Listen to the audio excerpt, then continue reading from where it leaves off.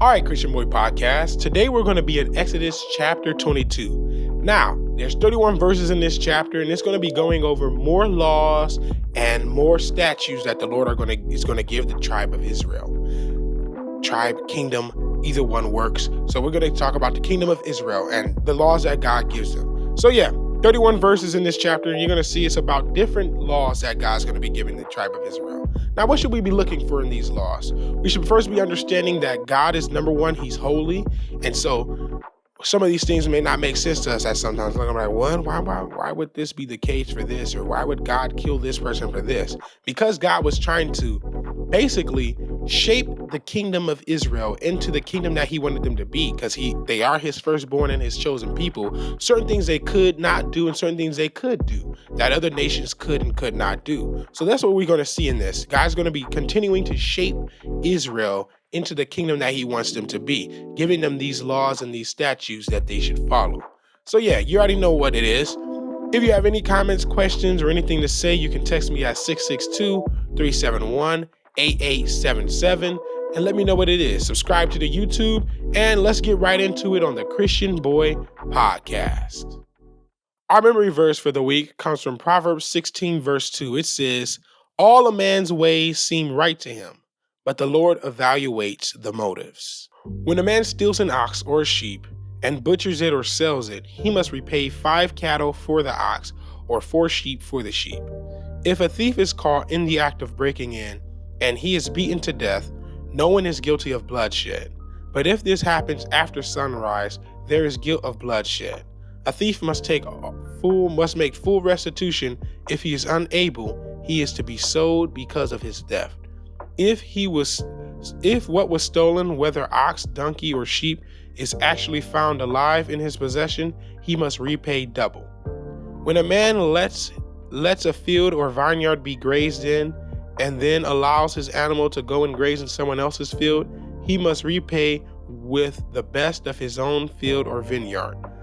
When a fire gets out of control, spreads to thorn bushes, and consumes stacks of cut grain, standing grain, or a field, the one who started the fire must make full restitution for what was burned. When a man gives his neighbor money or goods to keep, but they are stolen from that person's house, the thief, if caught, must repay double. If the thief is not caught, the owner of the house must present himself to the judges to determine whether or not he has taken his neighbor's property. In any case of wrongdoing involving an ox, a donkey, a sheep, a garment, or anything else lost, and someone claims, "That's mine," the case between the two parties is to come before the judges. The one the judges condemn must repay double to his neighbor. When a man gives his neighbor a donkey, an ox, a sheep, or any other animal to care for, but it dies, is injured, or is stolen while no one is watching, there must be an oath before the Lord between the two of them to determine whether or not he has taken his neighbor's property. Its owner must accept the oath, and the other man does not have to make restitution. But if, in fact, the animal was stolen from his custody, he must make restitution to its owner. If it was actually torn apart by a wild animal, he is to bring it as evidence. He does not have to make restitution for the torn carcass. When a man borrows an animal from his neighbor and it is injured or dies while its owner is not there with it, the man must make full restitution. If its owner is there with it, the man does not have to make restitution. If it was rented, the loss is covered by its rental price. If a man seduces a virgin who is not engaged and he has sexual relations with her, he must certainly pay the bridal price for her to be his wife. If her father absolutely refuses to give her to him, he must pay an amount in silver equal to the bridal price for virgins. You must not allow a sorceress to live. Whoever has sexual intercourse with an animal must be put to death. Whoever sacrifices to any gods except the Lord alone is to be set apart for destruction. You must not exploit a foreign resident, or oppress him, since you were foreigners in the land of Egypt. You must not mistreat any widow or fatherless child. If you do mistreat them, they will now They will no doubt cry to me, and I will certainly hear their cry. My anger will burn, and I will kill you with the sword. Then your wives will be widows, and your children fatherless. If you lend money to my people, the poor person among you, you must not be like the moneylender to him. You must not charge him interest. If you ever take your neighbor's cloak as collateral, return it to him before sunset, for it is his only covering. It is the clothing for his body. What will he sleep in? And if he cries out to me, I will listen because I am compassionate.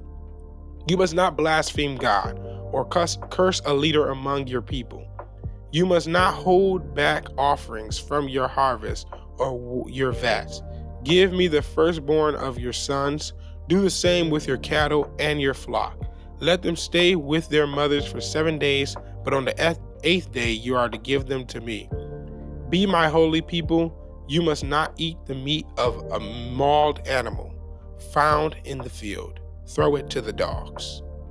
All right, so there's a lot of different laws here. Most of them are pretty much fair and obvious. Like if a man steals your ox or your sheep, he must repay 5 times the ox or 4 times the sheep, which is pretty fair. If somebody steals from you, they have to repay you back what they owe you, plus some because of, traumatic experience. That's what I think of it when I think of the extra. But that's actually for restitution and for payback. So yeah, I like that law. And then there's a few different laws in here that talks about if a robber breaks in to your house, you have the right to protect your property and yourself. If it's during the daytime, there is guilt of bloodshed because you can probably see who the person is and different things of that sort. Making people pay restitution if they burn a field or if their animals graze a field. We also see when people steal things from another person's house, if the thief is caught, they must repay double for what they steal. If neighbors get into a dispute about different things that they own or don't own, they have to go to the judges for it. If a man has sexual relations with a woman who he's not married to, who's a virgin, because you have to pay to marry a virgin, he has to pay the marital price for her. And if the father refuses to give her as his wife, he still has to pay the marital price for her. We also see that people are put to death if they are sorcerers, if they have intercourse with animals, and if they serve any other gods except the Lord, they are set apart for destruction. We also see that God tells them to be merciful to people who are foreigners among them. Now that can be applied in our society too. Oftentimes foreigners are exploited because they don't understand the laws or the language. So people make them work jobs that are more laborsome, more tiresome and laborious, and pay them a lower wage than they are due. So we see this in verse 21, that they are not supposed to exploit people who are among them that are foreigners, remembering their time in Egypt and how they were foreigners in the land of Egypt. They should not oppress people as they were oppressed. So that's another thing. We should keep that one in our pockets too. Whenever there's somebody who's foreign among us, we should not be people who actually, exploit them because they don't understand the language, the laws, or the culture. We should actually help them to understand the language, laws, and culture. We also see that you must not mistreat any widow or fatherless child. Now, you must not mistreat any widow, fatherless child, or orphans. I mean, this seems pretty obvious, but you'd be surprised how many people are cruel to people who do not have parents in the household or wives who do not have husbands. Think of a shady mechanic who takes advantage of his female clients when they come and say, oh man, you don't need only an oil change, you need all this other stuff fixed, which are actually not broken. Or somebody who mistreats children. Anybody who mistreats children in general, they're bad people. They have something going on with them. They need to go to therapy and they need to forgive people in their lives and also pray. I'm going to say that and I quote it now. If you mistreat children, you're a problem, not the kids. Anyway, yeah, we see God says don't mistreat them because God hears the cries of widows and orphans and he will make restitution for them.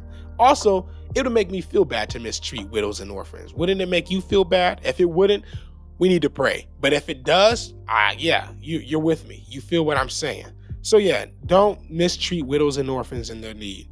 Also, when you lend to people, there was a law that when you lend to someone, a part of the tribe of Israel, you should not charge them interest because they are a part of God's people.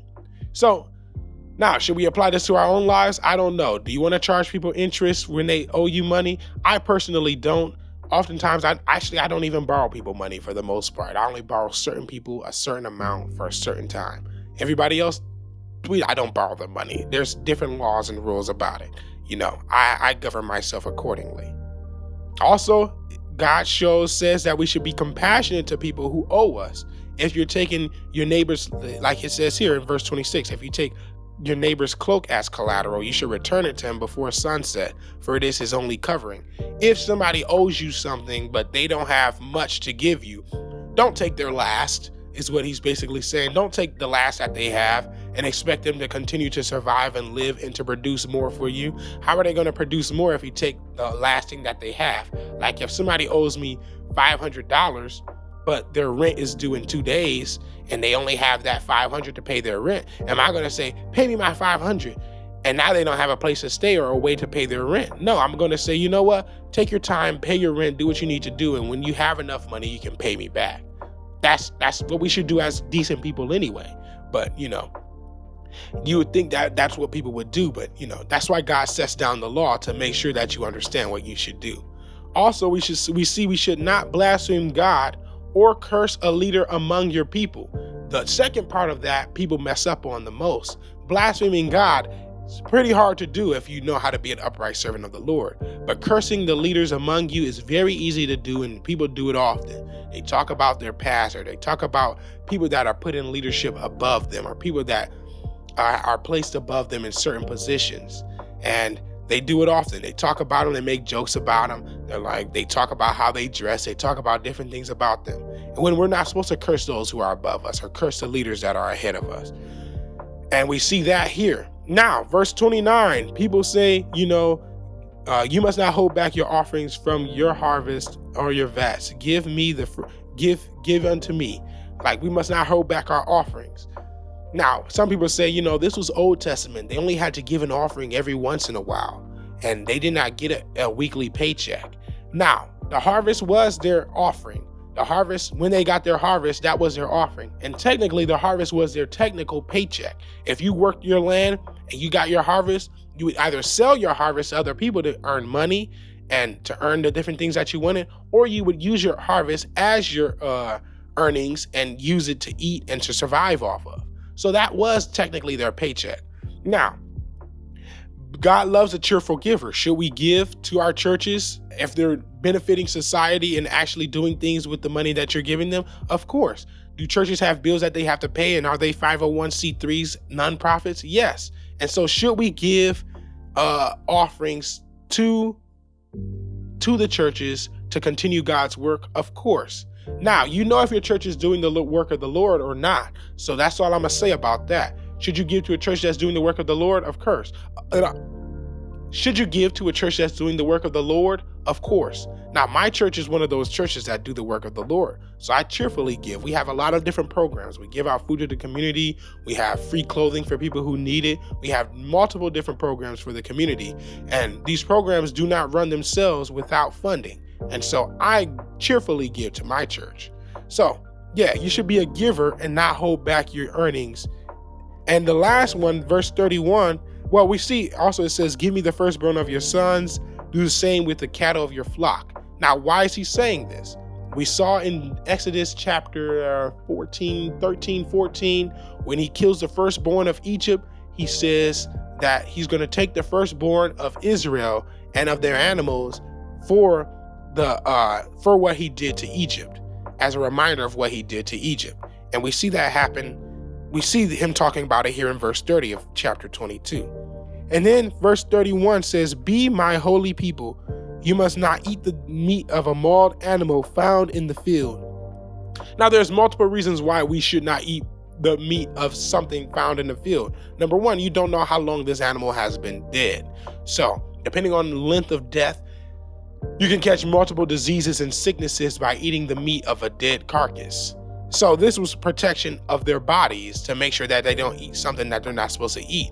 As you can see, God wanted to protect their bodies from sickness and from death, basically. Because if you eat the carcasses. You don't know how long they've been on the road or wherever they've been. You don't know what animals have been in there. And the longer something has been dead, the more bacteria starts to eat up the body and the decay starts. And so the meat becomes rotten and all this other stuff. So yeah, we see that God is only giving them laws that are going to help them govern themselves uprightly, righteously, and to do the righteous things that he wants them to do. Now, are any of these laws unfair in any way? No.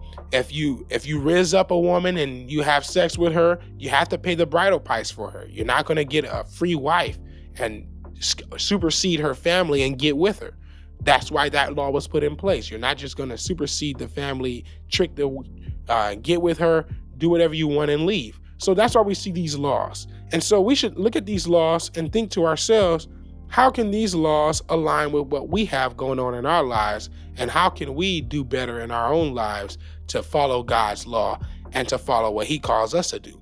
God may not call us to follow every single law that he gives to the tribe of Israel, but in chapter 22, I think all these laws should apply to us as well. We should not be thieves. We should be compassionate to other people. We should care for widows and orphans and fatherless children. We should also lend money without interest to certain people, and we should not lend money at all. Some people advise not lending money to anybody, actually just giving the money away. That way you have no disputes with any person. We also should be kind to foreigners. We also should, govern ourselves in ways that do not cause us to be on God's wrong side, like being a sorcerer or having relations with animals or weird stuff like that. So yeah, this has been Exodus chapter 22 on the Christian Boy Podcast. You can text me at 662-371-8877. Let me know what you think about this episode. God bless you.